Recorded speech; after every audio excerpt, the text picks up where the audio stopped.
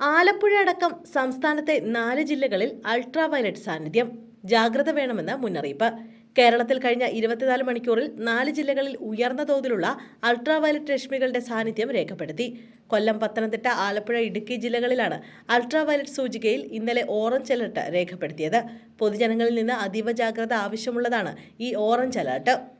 UV index അനുസരിച്ച് കൊല്ലം ജില്ലയിൽ കൊട്ടാരക്കരയിൽ 9, പത്തനംതിട്ട ജില്ലയിലെ കോന്നി 8, ആലപ്പുഴ ജില്ലയിലെ ചെങ്ങന്നൂർ 8, ഇടുക്കിയിലെ മൂന്നാർ 8 എന്നിങ്ങനെയാണ് അൾട്രാവയലറ്റ് രശ്മികളുടെ അളവ്.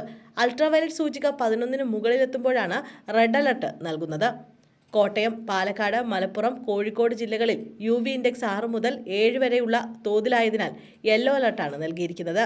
തിരുവനന്തപുരം, എറണാകുളം, തൃശൂർ, വയനാട്, കണ്ണൂർ, കാസർഗോഡ് ജില്ലകളിൽ UV ഇൻഡെക്സ് 5ഉം അതിൽ താഴെയുമാണ്. ഉയർന്ന മേഖലാ പ്രദേശങ്ങളിലും ഉയരം കൂടിയ മലമ്പ്രദേശങ്ങളിലുമാണ് സാധാരണയായി ഉയർന്ന UV സൂചിക രേഖപ്പെടുത്താറുള്ളത്. തുടർച്ചയായി കൂടുതൽ സമയം അൾട്രാവയലറ്റ് രശ്മികൾ ശരീരത്തിലേൽക്കുന്നത് സൂര്യാതപത്തിനും ത്വക്ക് രോഗങ്ങൾക്കും നേത്രരോഗങ്ങൾക്കും മറ്റ് ആരോഗ്യ പ്രശ്നങ്ങൾക്കും കാരണമായേക്കാം.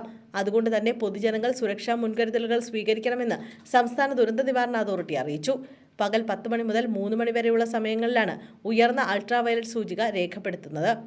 ആയതിനാൽ ആ സമയങ്ങളിൽ കൂടുതൽ നേരം ശരീരത്തിൽ നേരിട്ട് സൂര്യപ്രകാശം ഏൽക്കുന്നത് പരമാവധി ഒഴിവാക്കണം.